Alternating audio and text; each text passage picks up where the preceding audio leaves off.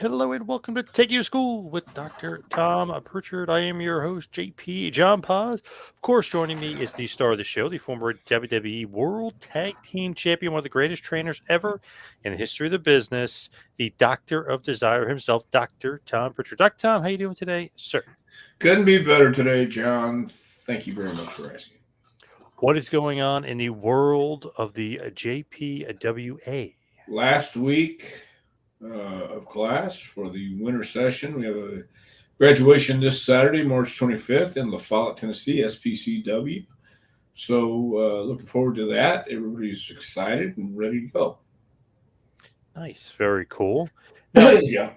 kind of before we get into some other things, I wanted to ask you this last week, and I forgot to ask you, but have you seen that there's going to be gambling or possibly gambling with sports books on WWE and WWE Action? I don't know if you saw that or not. I did. I did. I heard about it. And I don't know how you do that.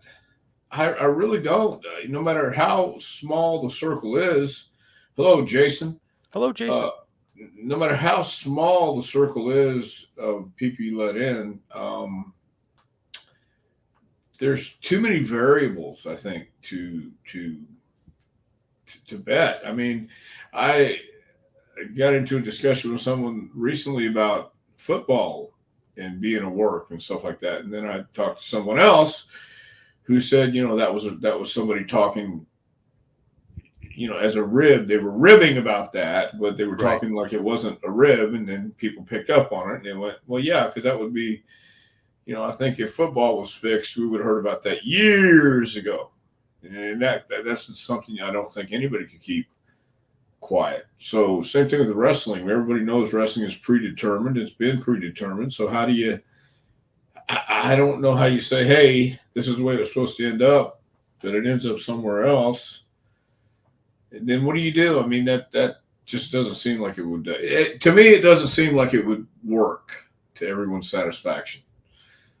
So With like road agents, hello Ibsen, how are you? With road agents and stuff though, and people working backstage, wouldn't they just like leak it to somebody or leak it to a friend? yeah, Hey, bet on yeah. this guy, he's winning. Why wouldn't you?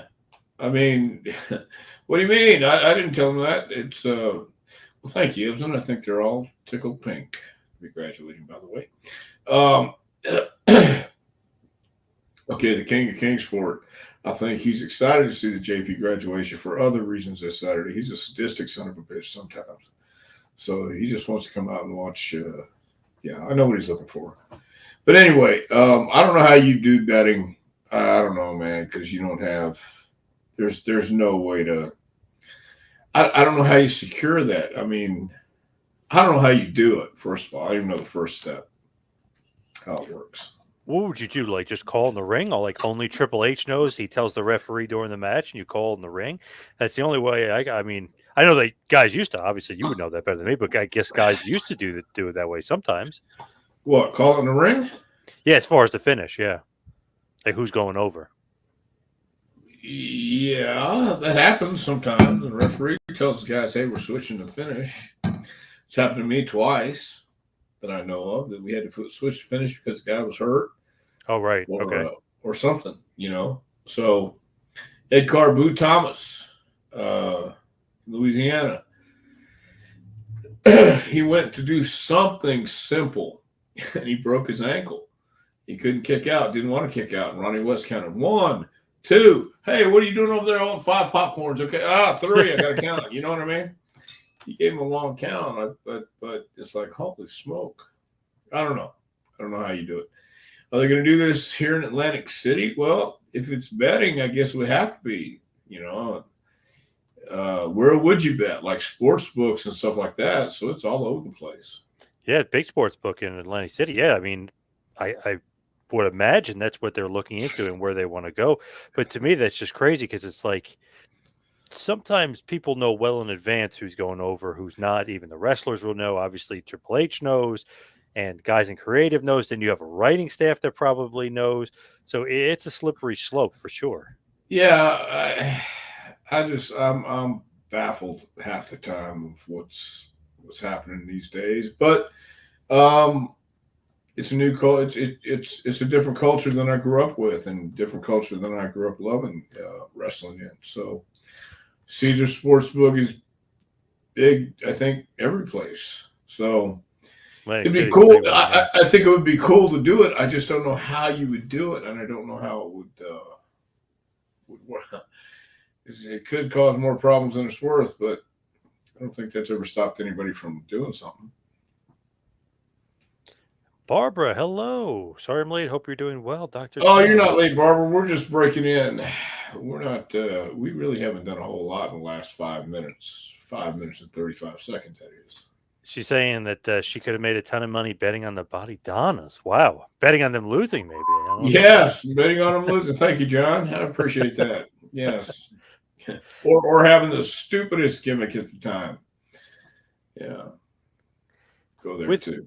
with the gambling though, I mean, it to me, it's just like it's more trouble than what it's worth. Like what they could possibly or potentially get out of it is, I feel like there's more negative than positive. I do too. I don't think anybody would. It would be beneath anybody to slip a finish out or let something out. I mean, it's done all the time, and sometimes they put red herrings out just to see who's telling what. And I've seen that happen before too.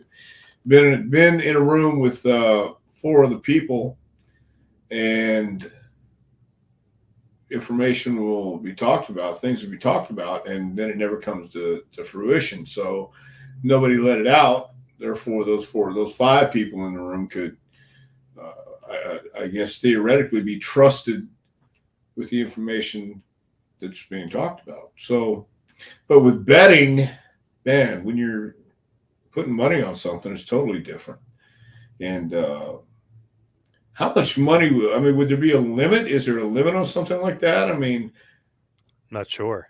yeah, right. So you'd have to think about all that stuff too, because I don't know how it would work. Would the wrestlers be involved with insider trading if gambling was available? Yeah, right. I mean, Well, it's basically uh, the same thing to me. yeah, pretty much. I mean, I remember in Pulp Fiction when Bruce Willis gets paid off to do the dive, and then he knocks the guy out and kills him, and jumps out into the trash bin, and has the taxi waiting and all that stuff. So yeah, it could always be a double cross or inside trader, or up in Oregon, Elton Owen was a nice guy. He was Don Owen's brother, and they promoted Don promoted Portland up around that way, and then Don promoted the other towns with Sandy Bar. But Elton promoted the other ones with Sandy Bar, and Elton always wanted to see a shooter. You want to see the guys going to shoot, and he'd give the winner an extra $10 or yeah, I think it was extra $10. So if you were making 45 that night, you get 55. And then what we do is we just come back and split it, between the guys, 10 and 10. We just made an extra $10. That was a different culture, different time in the 80s. But Elton wasn't smart. I don't know if he wasn't smart or if he was just not paying attention. I don't know. But I think the wrestlers were certainly. I don't think that would change the working aspect of it. I really don't. But I think the wrestlers especially would have a fun time with it, regardless of what happened. Ibsen saying he'd bet $1 million he'd be the head honchos of all the head trainers out there. Huh. Well, you got Fit Finley. You got QT Marshall. You got Sin Bodie. You got a lot of great trainers out there, man. You got Rudy Gonzalez. I'm going to name my friend Les Thatcher. You got some good trainers out there, man. You got some really good guys. So I don't know. I think most of us say the same thing and get along and think the same way. So I don't think anybody would be the hit. And the Santino brothers have just reopened out here out in Vegas. Oh, yeah. So they're good. They're a hell of a school. He's going to bet Haku being the world champion if it was all a shoot fight. That's an interesting bet to take, for sure. I've never actually seen Haku kill anybody or hurt anybody really bad, but I've heard enough to not want to see it. he's always been a great, nice guy, and he's one of those guys that I think respect is given, earned, and then got. So Yes. that goes with anybody, I believe. From Chel Bayo, if your kids or close family members said to you they wanted to break into the business, how would you feel and what advice would you give them? If you don't love this business at a young age, don't get into it because it's nothing but these days, especially, it's a whole different culture than I grew up. And I love the business from since day one. Since the first thing I can remember is professional wrestling, and these days it's not the same. I don't know why anybody would want to get into it other than just to be famous and be seen on the big screen. But there's so many things on the big screen that anybody can be famous. 15 minutes of fame, or on YouTube, or an influencer, all that stuff. It's not easy. It's a tough business, and it's show business, and it looks good on the outside. That nice chocolatey uh, frosting, but then you get inside that cake and it's not so sweet, sometimes. Um, so unless you really love it and dedicate yourself and really want to pursue it, and where you say nothing will hold you back. I mean, even if you have 102 temperature and you need to set up the ring, you don't want to be around people to make them sick, but at the same time, you can't be away. If you don't have that kind of feeling, then I don't know that this is a business. It could be wrong, but if they were my family member or someone broke in, I would say, don't do it unless you love it, and prove that you love it. How do you do that? We'll know when it comes. Great question here. Great statement here from Ragu. Hoping Andy Kaufman turns up to accept his WWE Hall of Fame induction from the I, Overlord here. That's a great point. I hope so. I saw something. I think it might have been this morning, or it might have been sometime yesterday. I don't recall. But somebody said it's ironic and not just a coincidence that Vince showed up with a mustache. I didn't see Vince with a mustache. Did you? Yeah, I saw a picture circulating online. Yeah, it was weird. Okay, Weird. so maybe Yeah. he's going to be what was Andy's alter ego? Tony Clifton. Tony Clifton. I wouldn't doubt for a minute that they'd pull off something like that at the induction. You know what I mean? That would be awesome. Yeah, that would be awesome. I just saw an awesome picture today. George Napolitano, the great photographer, posted it. His son was being held by Classy Freddie Blassie, and Coffin was with them, and he had a mustache. So it was like hilarious. I don't know why, but he had a mustache. Well, I don't know either, but could always be. I think they're gonna have. I think they're gonna have something really nice planned. It's in Hollywood, so they can get away with anything, even if it's a hologram, even if it's something like that. Yep. I think Hopefully, it'd be Jerry awesome. Lawler is in good health, enough to be there too. I hope. Oh my God! You know what? I just assumed he was, and then again, I forgot about his health. Yeah. So So Jimmy Hart, I mean, obviously should be there too, but I hopefully agree. Lawler. I agree. Yeah. Were you surprised to hear that he was inducted into the WWE Hall of Fame, or no? No, I was not. I thought Andy Kaufman deserved to be in the Hall of Fame for a long, long time, and even Cindy Lauper agree. I Yep. agree, but in Hollywood, you know, Andy was the guy on getting on the promo saying, "I'm from Hollywood. I'm the smart guy. Here, my brain's in here." That kind of stuff. So He's from Hollywood. You get he's these from people away Hollywood. from me. I'm from Hollywood. Remember That's that right. was so So it great. makes Yeah. it makes sense, And Cindy wasn't from Hollywood. Cindy was from Connecticut or Right. somewhere up No, there. Northeast. Yeah, that accent. Yeah. Northeast. Oh boy. Yeah, Yeah. But that was great though. Coffin. Don't touch me. I'm from Hollywood. that's right. Yeah. That's right. That's why I think Hollywood's a perfect place for it. Barbara wants to know: wasn't Killer Kowalski a trainer as well as He Dominic was. Canucci? Yes. He Yes. was. Dominic was. Killer was, and both were very nice men. Both had a really great disposition when it came to teaching, and I think it all came down to they realized they can only do what they can do, and the rest is up to whoever wants to do this. We can't make you have passion. We can't make you want to do this. That's why if anybody asks me, even if you weren't from my family, what do you, my first question is, why do you want to do this? What's your purpose? I mean, what are you looking to travel? Are you looking to be famous, or what is it? I mean, to me, when I first saw it, it was really small in a TV studio, and it was just, it intrigued me for some reason.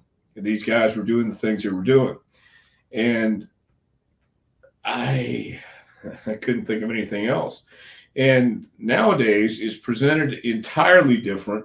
It's got more bells and whistles and extravagant, and it should, no doubt, it should be uh, in a grand spectacle. It should look the part. It should be magnificent and make you want to do it and shine bright.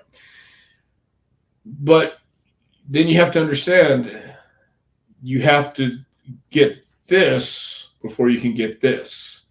And a lot of people don't want to go through what you have to do to be great, or to at least accomplish your goal. You don't understand that there are dues to be paid, whether we call them that or not. There's still dues to be paid, no matter what you call them. Taking somebody to the airport, bringing them back, staying up till 3 a.m. until stuff needs to be done, getting up the next morning at 6. That's not a lot of sleep, if any. You know, there's things that people look at and say, "Oh shit, no, I can't do that. I got to get my sleep." Okay. In the process of being great, look and see how many things go into it. Just look at what it really takes. And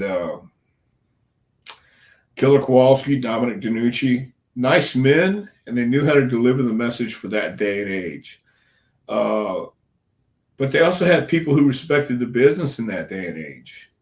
When you came to a wrestling school, or when you broke in the 70s or the 80s, they checked you for respect, and the guys demanded respect. And that was something some guys got, some guys didn't. Some guys got drummed out of the dressing room. Some guys had their bags physically taken out and said, "No, you don't dress in here."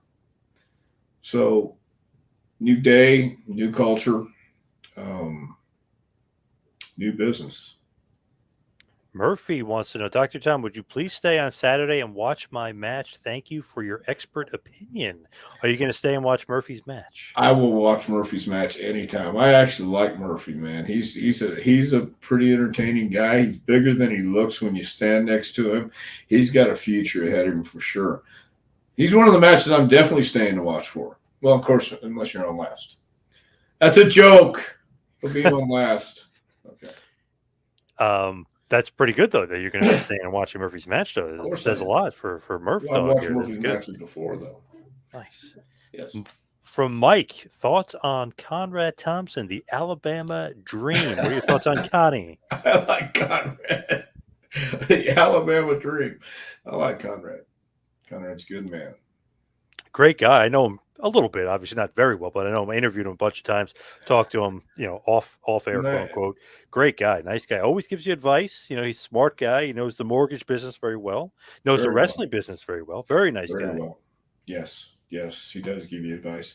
I tried the nice guy. Yes. Here's a good one for you from J Hood Radio. I'd like to talk to Tom, which we've talked about on the show before. Great angle here from Continental. He's saying it's one of his favorite angles of all time. How is that angle put together involving Gordon Soley? That was when the Fullers had sold to David Woods in Montgomery, Alabama. Eddie Gilbert came in as the booker, and the Dirty White Boy and I had been working a program together for the Alabama title, and we were just kind of flip-flopping back and forth. And so Eddie had said to both Tony and I, come up with something for an angle for this thing. We can do something with it. What do you guys have in mind? So I thought about it, and I remember seeing Nick Bockwinkel back when I was a kid. This was one of the things that you see, and it never leaves your head. You just remember the image of it. There was a guy named the Hangman who was wrestling enhancement talent back then, and after the Hangman would beat the guy, he would usually put his noose around the guy's neck and fling him across the ring. Well, Hangman went to do this one time, and here comes young Nick Bockwinkel into the ring and saves this poor enhancement guy. And of course, as Nick's back is turned, the Hangman hits him with his noose, puts the noose around Nick's neck, and flips him back and forth. So I thought that looked pretty brutal. So what if we do a deal where Tony hangs me? Well, how are we going to do that? He's got the dirty white girl, so let's do this. How about the dirty white girl's going to beat me in this Alabama street fight we have, and she's going to put chloroform or spray the whatever it is, motor cleanser, or something for your engine that smells really bad, but people have to smell it at ringside. And I've got to actually breathe this in. We were going for reality here, pal. Right. Yeah. So it was a street fight. She comes in, puts it over my head. They beat me for the title. Next week, I come to the ring with my hair up under my hat, pull my hat out, knock the dirty white boy off with a 2x4, knock the dirty white boy out with a 2x4, then cut his hair. And then the next week, we come on TV and we do the angle. And so I thought that's good enough. And Eddie says, no, I need something else. So I said, okay, what if she comes out and she says she was hit, or not hit, but she was, white boy beat her up was the implication. I don't think she said she was hit. The implication, she had a black eye. Yep. Phony as hell looking black eye. What a dumb baby face I was. Yes. Typical dumb baby face. Yep. Typical idiot baby face. And I turned my back to him. I said, what if he handcuffs my hands behind my back? And so here's something a lot of people don't know. I think I may have told you on this. Randy Colley took the syringe, pulled that blood out of my arm, put it in a condom, and tied it, but it wasn't very tight. It was in the warm water, and a condom was supposed to be strong enough not to break anyway. And I was trying to bite it with my teeth and everything else as we're going down to the ring. We put it together. We didn't walk through it. We just told Gordon about it. We didn't rehearse things back then, but it was kind of put together like that. We just sat there one night and said, what about this? What about this? And what about this? And he said, okay, but I need something else here. Okay, what about this? Great, it's done. So that's how that was done. Love it. Pretty controversial, pretty crazy. Almost got you kicked off TV, I would imagine. So crazy storyline you guys did. Very edgy. Well, I guess for that time it was. But it was wrestling. Going back to Andy Kaufman, Greg was saying some people think Adam Schiff is Andy Kaufman. A little conspiracy theory there. Yeah, I don't know if I've heard that one. Yeah, I'm not sure about that, but there's a possibility there. I'll add to the conspiracy. Yes, Adam Schiff definitely looks like Andy Kaufman. That's on that geek there. Barbara says, will Lawler introduce him? I don't know. Yeah, if Jerry's healthy enough to do it. I mean, he's a pretty tough guy, though, Jerry. He'll probably try to make it, but I don't know if he'll be healthy enough to do it. Is Lawler still in Florida? Yes. Okay. Well, then it's just a week away. He may not, but maybe, hopefully, hope so. Yeah, a week away on Fridays. The Hall of Fame will be right after SmackDown, so hopefully he could do it. Big Timers Club. I don't know what this means. I don't know. You're either cream team or you're not on the cream team. Good point. Good point. I don't know what it is, but he's right. He's got a great point. His hair covers most of it, but we're good. Ibsen is saying, who gave you the rub to be a trainer? What age did you actually start being a trainer? Well, I've mentioned before, I went down with Tiger Conway Jr. to Tug Taylor's. Let me just say this. I did a seminar this weekend in Little Rock, Arkansas. And this man now told me he was there when I came down to Tug Taylor School with Tiger Conway Jr. and trained that night, because I'd mentioned it before. And so that was in the 80s, I think. And so I had to be in my mid 20s, late 20s, whatever it is. And then it's just one of those things where you don't know. You don't know if you can teach anybody or then get anything or not. It's all a process. I think it's all just finding out. I don't always connect with everybody, and I don't always get my point across, but I do my best to try. And those who get it, and those who don't won't. So there's a lot of places to train. I mentioned some earlier on, and go where you feel comfortable. That's how I kind of when I got the opportunity to train in WWE, I jumped at it because I was 36 at that time, and I knew I couldn't wrestle forever. So it was still a great time to stay in the ring, and I still enjoyed being in the ring, but I knew uh, that I wouldn't be wrestling forever. So Yeah, I feel like you were very young, and I remember you were mentioning that Candido, they liked him to be a yeah, trainer too. It's like, wow, these guys are so young to be trainers for some reason. I don't know, maybe that they like that. yeah, but you have to remember, man, in '96 I've been wrestling 16 years, and my body was beat up. My neck was beat up. I broke my collarbone twice, my ankle twice. So, so I knew my position on the card. I knew where I was at. I was cool with that at that time. I'm cool with it now, uh, and I realized it was a different avenue to go down, and it would probably last a little bit longer. So, and it did. John G, why don't we have gimmicks like George the Animal Steel and the Missing Link anymore? Because it's 2023. There's Uh, nobody that knows how to do that, and nobody knows how to be believable, and nobody knows how to get it where people care about them. George Steele was a gimmick, no doubt, and I'm sure everybody knew he wasn't crazy, crazy, but he didn't tell anybody he wasn't crazy, crazy. They just assumed, and they weren't sure because he never broke character in front of anybody. And the missing link was kind of the same way. He was a goof, and he hang out at nudist colonies and things like this. So that was his lifestyle. He wasn't a character. He was that missing link. He was a character, but he was Dewey Robertson. He was this great wrestler who found the gimmick and then kind of got lost in the gimmick, I think. And nobody knows how to get lost in it. I don't know if that's the healthiest thing in the world to do these days either, but nobody knows how to be a gimmick.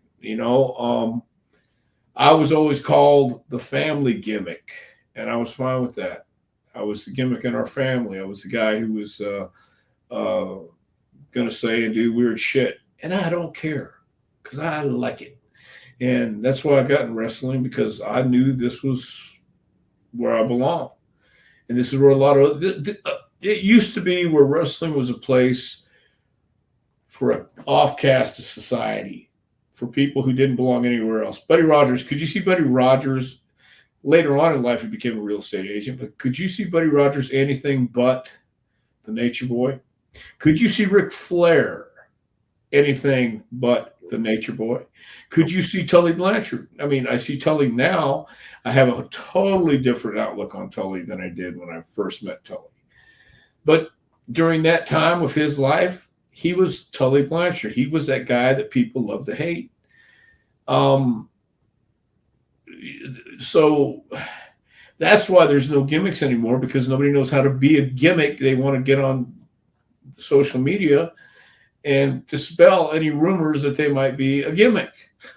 And they want to tell you, hey, listen, we had a great match. I want to thank my opponent and all the Academy as well for recognizing my great match, that we worked so well the other night. Boy, that one spot really got us. Ha, ha, ha, ha. The hell? They didn't have that back then. And I know it's 2023, and I know it's a different world. And that's why we don't have gimmicks anymore. So, Hollywood guy, Mr. Pritchard, do you have any take the regrets? T out of Prichard and put it on your back at Pro Wrestling Tees. Sorry, Mr. Hollywood guy, $5. Any regrets while you were wrestling? Anything you felt bad doing or missed the opportunity? We all have, I'm sure. Yes, a lot of regrets. A lot of regrets in wrestling. But as I've got older, I've learned to come to accept that's life. We all do things that just we'll never do ever, ever, ever. And all of a sudden we wind up doing. So yeah, have a few regrets, but then again, too few to mention. Thank you very much. Ragu saying Sidney Lauper should be in the Hall of Fame. Sure. I Barbara agree. saying don't forget that Andy was from Hollywood. We did. Tony, we loved to hate Andy. He was so good at getting under your skin. I totally He agree. he was one of those guys. Talk about a gimmick, but those are the kind of gimmicks I loved because they made you feel uncomfortable. You weren't sure where they were going with it, and they stood the heat. They took the heat, and reading The Great Gatsby or taking your audience for for milk and cookies. Get on the buses and let's go for milk and cookies. What? Sit down and eat a bowl of ice cream. He got fired 3 times, I think, or twice, whatever it was. And then he finally got to do the act and put it on YouTube. So, eating ice cream in front of an audience and then saying thank you very much and walk off stage. What kind of act is that? What kind of act is that? But I would be amazed and impressed. He had the balls to do it. I was just watching one thing with him, and he's like, "I don't know why you guys are laughing," and they're like kind of Right. chuckling, and he goes, "You guys are laughing when you're not supposed to be laughing, Right. and then you're not laughing when you are supposed to." He's like, "I don't get you guys," And he and like walked off. see, yeah, and then walks off, but the crowd gets so uncomfortable. It's great. Yeah. Yeah. Yeah. And it was the same thing when he was on David Letterman early morning and he had the Vaseline, looked like he had snot under his nose. And he hadn't slept and he hadn't brushed his teeth and he hadn't showered and you could see it on TV. It oozed off the screen. And Dave was trying to say, "Hey, you want to wipe your right here?" People are eating breakfast. Yeah. It's a morning show. People are eating breakfast and maybe. Yep. So he kind of wiped it off, and then he gets up and sits in the stool and starts saying, he met his wife at a club. She was a waitress, and now they're separated and divorced, and I need money. She's taking all my money, and he goes, and people are starting to throw change at him. Well, his manager is sitting in the crowd too, Shapiro or whatever his name was, I think it was, and he's the one who starts it, and they make sure they have somebody in the audience to start whatever he needs to start or whatever he wants to do. So it was well concocted, very well concocted. He's the best. I thought so. Intergender champion, yes, was an awesome gimmick. Yeah. Andy Kaufman definitely deserved the induction, says Randy. Totally agree. Yep. Blake, I want Zip in the Hall of Fame. Blake, I want Zip to be 6 feet under. I feel like Skip was better than Zip. I could be wrong on that, but yeah. Skip was better than Zip. Matty R, was Dr. Tom a fan of the TV show Taxi, of course? Yes, I was. Starring Andy Kaufman. Yes, of course. Good show. Very good show. I loved Christopher Lloyd on that show. Yes, Christopher Lloyd, and then the counterpart to that would be Kramer on Seinfeld, I thought. Yeah, very true. Yeah, yep. Yeah. So Harley Race used to wash Happy Humphrey with a brush and a garden hose. Is that true? Yeah, that is true. And Harley wrote about it in his book. I think, again, a different culture, different place. That was when you had Freaks and Geeks and the McGuire twins and George the Blimp Harris and Happy Humphrey, Haystacks Calhoun, George Cannon, all those big blimp guys. They found their way into wrestling. Jack Pfeffer had a lot of freaks and geeks under his umbrella when he was promoting in the 40s and 50s. Paul Bosch was broke in by Jack Pfeffer. I always thought that was a fascinating, amazing fact that Jack Pfeffer, the gimmick guy, and then had to look back on all of Paul's cards. Paul was a gimmick guy. He brought in gimmicks all the time, but he also brought in Johnny Valentine, Wahoo McDaniel. Malenko was a gimmick guy. Jose Lothario was just this rough, tough Mexican wrestler in Texas that was authentic enough to where people got behind him. Then you watch Jose's stuff, and you see how clean and crisp it was during that time. But again, it was being presented differently. It was being sold differently. The people who came were different. A lot of those people who came every Friday night or whatever your wrestling night was, if you came every month or every week, you people saw you as a wrestling fan, and that wasn't always a kind compliment. Oh, you like that wrestling, that phony stuff, that fake stuff? Well, yeah, I do. And I tell you what, if you came and saw these guys fight, and where we saw them, they were throwing some haymakers, man, and some of them connected. Some of them got their lips split, some of them got their eyes split, but some of those connected, and a lot more connected than didn't. It was a different pace. You couldn't do a Johnny Valentine 60 minutes these days because John took a while to warm up, and everything he did meant something. So when Johnny Valentine hit you, he'd hit you with this big club, and it wouldn't be in the mouth, it wouldn't be in the nose, but it would be somewhere where you could see the mark and the welt come up on the guy's chest or on his back or wherever he got hit. And that's when they cared a lot more about authenticity than some might do today. Did Prince Albert ever show up to your school, or does HBK and the WB not allow him to show? Of course, Matt Bloom, that would be. Matt Bloom, no, I don't know if they would not allow him to show. We've had Edge come by. We've had FTR. We've had, Sheamus, Beth Phoenix, Sasha, Natalia, Bailey, Natty. So I've already said Natalia, but Natty Neidhart. Sambo D, who goes to the PC quite a lot. Rudy Gonzalez, who trained guys at Shawn Michaels' school when it first started. No, I don't think anybody would allow or say you're not allowed to go. I think Matt's just been kind of busy in Orlando. Speaking of Bailey, from Good Day, Bailey said that she suddenly got interested in becoming a wrestler and wasn't a fan before then, and recently complained that Lita and Trish are stealing the spotlight from the current roster. What do you think about Bailey? Did she do that? Well, on TV, that's her gimmick. She's a heel. Oh, well, then that's her gimmick.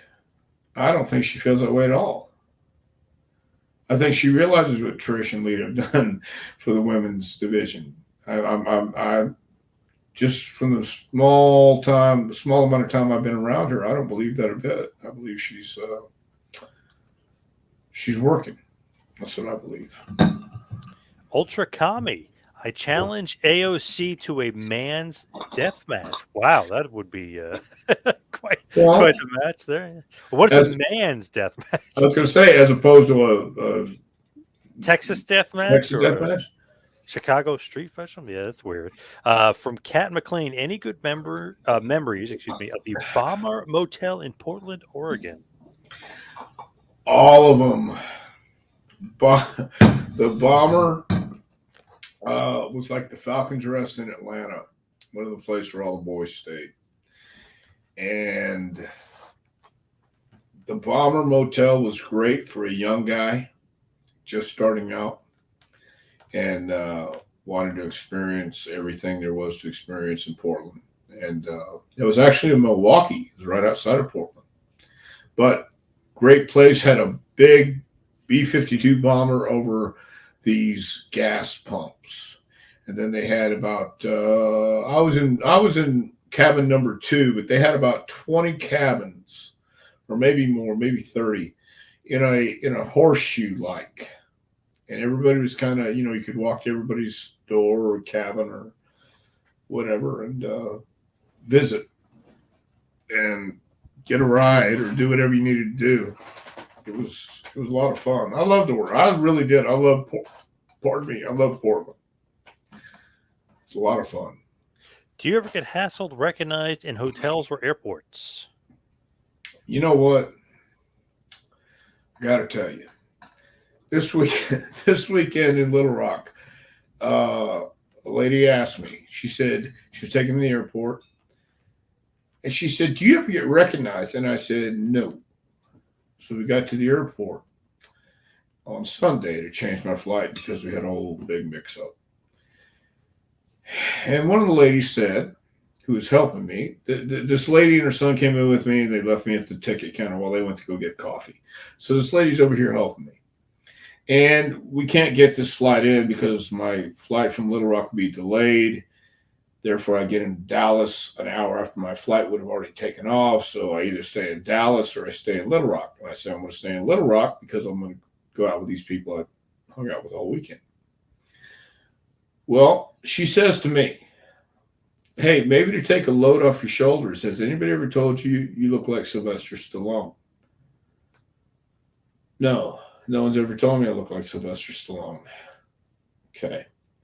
So her son and this woman who took me to the airport come over to the counter where I'm at. And I said, "Hey, would you tell her what you just said?" So she tells her and she laughs because she just asked me, have I ever been recognized? But no, now I've been called Sylvester Stallone, or I look like Sylvester Stallone. So she gives my ticket to a guy who comes over to help. As we're going through this process, the guy says to me, "Are you related to Bruce Prichard?" I said, "Now wait a minute. You've been helping for the last 20 minutes on my ticket, and you're just not coming up with this?" I said, "How do you know Bruce Prichard?" He said, "I'm a wrestling fan." I said, "Okay, cool." So he didn't know me, but he knew Bruce. And they were there for that too. And I said, "See, this is how it works." Yeah, So, nice. so that's how it was there, Murphy. It was, yeah. I know Rhea Ripley, she was recently pissed off that people were asking her for autographs at the airport and stuff because they're not just fans. They're people that, like with Rey Mysterio, they want you to sign 17 items and they have it on a board and they got this and they got that. They don't just want a picture with you. No. They want 17 autographs. Yeah, it takes one guy to ruin it for the rest, or 3 or 4 to ruin it for everybody else. So, but nobody was bothering me and anything like that. These are the employees, and I was telling them, "Look, I haven't been on TV in over 30 years, and occasionally in Knoxville, occasionally, but you're talking old school Smoky Mountain fans." So. Con Cortez loves Bockwinkel and Bobby together. They were so good. And then just to follow up with that, I believe it was John Ramsey here. Dr. Tom, have you ever met or wrestled Nick Bockwinkel? Yes and yes. I got juice on Nick Bockwinkel.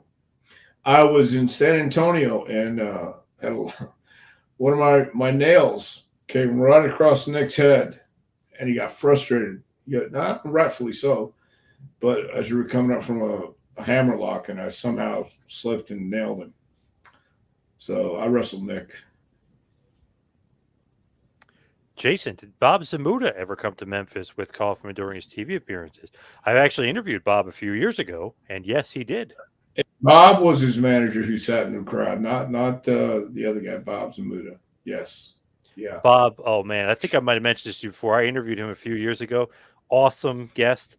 The longest answer of all time on my show was like 22 minutes of an answer. I was like, holy shit. Just what you just let him roll. I mean, he used to, like, Andy obviously was great, but he's like a great comedic mind behind Andy that people don't realize. Great talker, hilarious, awesome, like comedy mind. Yeah. Yeah. So, I mean, again, you have to have somebody on your side to help you kind of pull this off sometimes. You can't always do it alone. And Tony Clifton was played many times by Bob Zamuda. I thought, yeah. That's great. That's awesome. I love stuff like that. I really do. Hollywood Guy says, which wrestler do you feel needed a bigger or better push in the WWE? Sorry about putting the T in your name before. It's okay, Hollywood Guy. $5. We'll get over it. I'll get over it, especially. Do I felt needed a bigger push in WWE? I don't know if there's anybody that I felt needed a bigger push. I think everybody got the push, needed it, got it. You know, Luger got the push. A lot of people got the push. Just couldn't push it where it needed to go. So I don't know. I know somebody who had a bad attitude, but I would have given him a big push Who's in the that? mid-90s. Ludwig Borga. I would have gave him a huge push. Oh, Ludwig. But I know he Yes. had a bad attitude. But yes, I would have definitely given him a bigger push. Well, not if you had a bad attitude, because the attitude all depends on, or the push all depends on the attitude. It really does. Nobody wants to be around a complete miserable jack off. Jason wants to know, what does a yellow light mean? I'm not sure. What's he referencing there? Caution, caution, caution. Okay. Sure. Makes sense. Blake says, Dr. Tom, will you accept my LinkedIn connection? Sure. I am so terrible right now on checking emails on anything, but Blake, send it to me. Ragu, I would have switched the opponents in the WrestleMania women's title matches, meaning Rhea Ripley versus Bianca Belair, Asuka versus Charlotte Flair. Instead, they have it reversed. Well, I would have rather seen Bianca versus Rhea Ripley too, because we saw Charlotte versus Rhea Ripley 3 years ago at WrestleMania. right, but we don't know the reasons of going behind that either. Maybe they have something planned for Rhea, and maybe it's not. Maybe they have something planned for Bianca, and they can't both do what they want to do. So they can do it with Charlotte, and they can do it with whoever. Who's Bianca working with? Asuka. Asuka. Okay, Yes. well, so there you go, and then maybe Rhea, and then maybe Bianca later. Who knows? Yeah. At some point, you have to say, okay, we're going to go with this, because everybody else will say, well, what if we go with this? Well, that's great, but maybe we go with this first. Yeah, but what if we go with this? Yeah, but we got to do this first because we want to build her bank account so we can take some out of here and put some over here. So I don't know.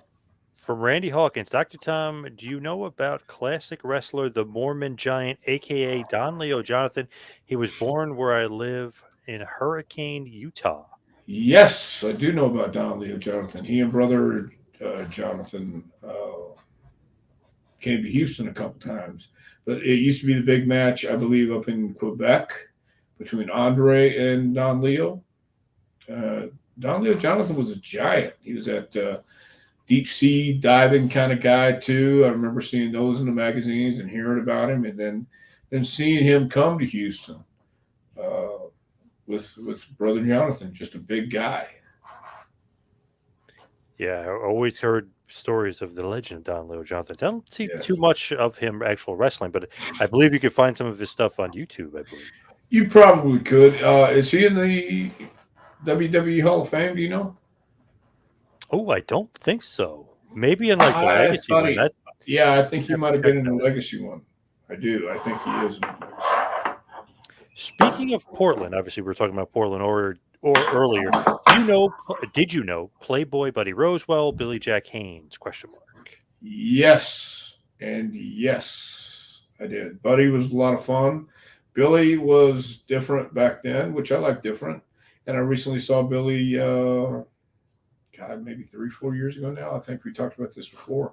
Yep. At the arena. When was that? 2 years ago? 3 years ago? Yeah, I think it was 3 years ago now. Yeah. Okay, 3 years ago I saw Billy there, and yeah, and he was Billy Jack, and I think he's gotten wiser over the years and understands what people expect from him now. You know, some guys talking about gimmicks earlier. Some guys just want full bore gimmick. I think Billy went full bore gimmick. You know, with all the accusations with Vince and all the crazy stuff going on. And then I saw him at the arena, and he wasn't crazy. You know, well, he was crazy, but he was fun to talk to. And Buddy Rose was Buddy Rose was crazy. I like Buddy. If we see Dr. Tom in the bar, what drinks would we send him? Well, I'm not a yeah. I'll take that back. How about a Tito's with cranberry? Don't know what it is. Okay. Yep. Sure. Hey, Phil is here. Hello, Phil. Hello to all. Phil, outstanding. Nice. Jason before was saying the yellow light caution Reverend Jim from Taxi. Very nice.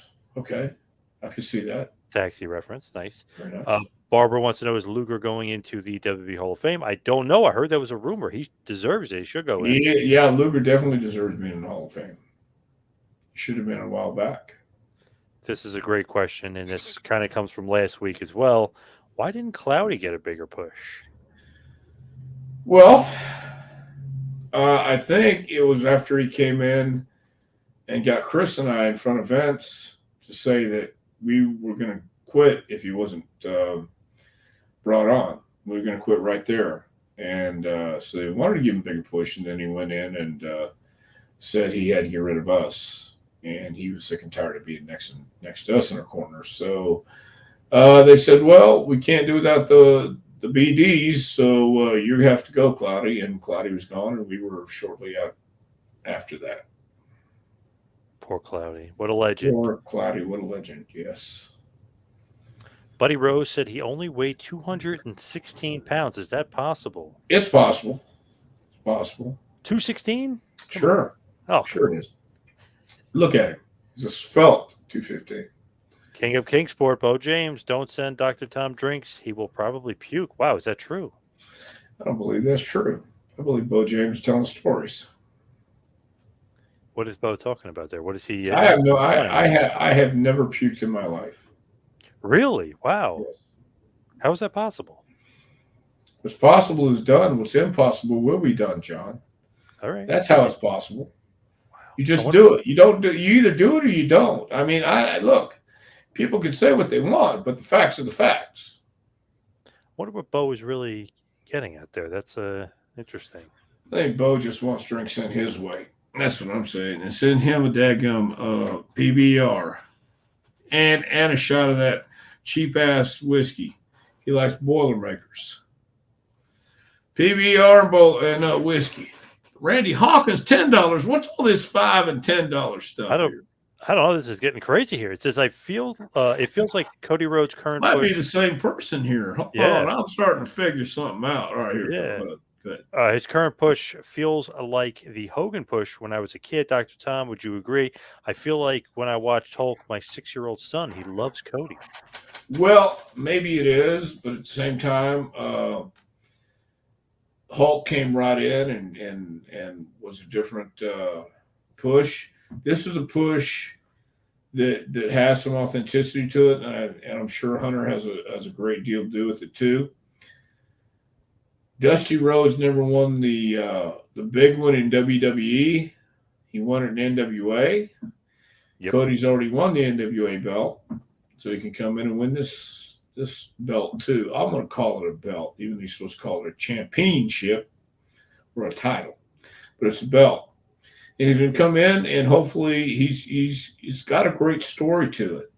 And no matter how you want to look at it, he's always going to be compared to his dad. I don't know about so much his brother, but it's going to be his dad. And, Cody and Dream had a different relationship than Dustin and Dream. But it's a great story. It's authentic as hell. It's going to be probably emotional as hell for him. And I can only imagine going into that match how he's feeling. And can imagine how he's going to feel coming out. So it's going to be great.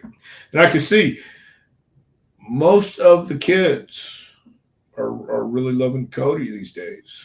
Yeah. So we've got a 8-year-old friend who went to the last show in Knoxville, and Cody made him feel special. And my wife made sure to tell him that at Bruce's birthday, how special he made him feel. So doing a good job, man, but it's not a bad thing to be compared to the Hogan push, that's for sure. Man, I feel like he's just been on fire. He's over with the adults too, but I was at a house show about 2 weeks ago. Man, his merch was selling like crazy. At the intermission, he had beaten Finn Balor in a very good match. And then in intermission, he went around ringside, I'd say for about 15, 20 minutes. And he was taking people's cameras and he was doing the selfies. Like he was like, hey, come over here. So he was signing their autograph, taking selfies. I just that went a long way with me. I was like, wow, this guy's like the ultimate baby face here with this crowd. They were eating it up. They were loving him. It doesn't take much to be that, It really Yeah. doesn't, but it takes something to do it. It doesn't take much. I mean, just be that guy that they can reach out and talk to. Be that guy that is that guy. Hogan for the longest time was that guy. He would go to the hospitals and see kids, Yeah. and he would shake hands with kids, and he knew where his position was and how his standing was. It's talking about the Ultimate Warrior a few weeks ago, and I said he was a jerk backstage. Not to me personally necessarily, but to people that really couldn't do anything for him, or it wasn't beneficial to him. But it just it doesn't take any extra effort to at least be nice when you Right. know your position on the card. If Yep. somebody wants to come over and say hello or say something, I mean, why can't you be nice? That was my point with the And Warriors. I got some kickback on that one too. I thought, oh oh geez, yeah. yeah, But I'm not. Hogan, I've been to a bunch of signings with him. And man, people in wheelchairs, he'll come out where he's supposed to be seated and he'll come all the way around. He'll come Yeah, out after it's over. He tells them to stay afterwards, and he takes more pictures with them. He's the yeah, best. I mean, he's pretty genuine about it too. He's like a good guy. I've heard warrior stories like you've heard some bad ones with him and fans and him not giving two shits. I'm not to saying that he wasn't, maybe he wasn't paying attention or whatever, but Hogan was very much paying attention to everybody. yeah, and that was what it was back then. And these days, I don't know that it is. I don't know that there's anybody like that except from what I've seen with Cody and heard Cody about Cody. and And John Cena he's was like that. Yeah. John Cena, and Yep. but Cody has won me over in what he's doing, how he's doing it. So, uh, I think it's going to be a great. I really do come to think we haven't talked about it, but I think it's going to be a great WrestleMania. I really do, and I think it's the main event's going to be off the charts, and the main event by I mean Cody and Roman Reigns. I really do. Yep. Totally agree. I'm into it. I'm down. Barbara wants to know, how do we get the book? And Andy Kaufman went undefeated after reading it. Wow, I don't even know if he was Alex, alive for yeah, that, but well, maybe that's he is. true. It is true. You can get that book at jpwrestlingacademy.com. Just hit the training tab up at the top, and that book will come up. That's jpwrestlingacademy.com. We also have our spring session coming up if you want to join and get 12 weeks of nothing but fun and relaxation. Phil is rooting for Roman. Thank you to Jason. Thank you, everybody. I'm rooting for Roman, but I'm also rooting for Cody. And I think they're both going to put their heads together, and everybody's going to make this a great match for nothing else except to make that moment, that WrestleMania moment that WWE is so great at doing. They've got stories. They got the bloodline. They've got Dusty Rhodes, the American Dream, his son, the American Nightmare, coming to win the championship. What a better story. And the great thing about it is you really can't choose who's going to win. It's got to be Cody. At the same time, Roman Reigns is the head of the table. Mm-hmm. And he means it. He means it when he says it. And there's some strong feelings there, I think, on both sides. Of course, you can follow me on Twitter and Instagram at 2Man Power Trip. Check the website, tmptempire.com. You can follow Dr. Tom on Twitter at Dr. Tom Prichard. Go to Pro Wrestling Tees, ProWrestlingTees.com if visit the Dr. Tom store or the JPWA store. Dr. Tom, what else you got going on?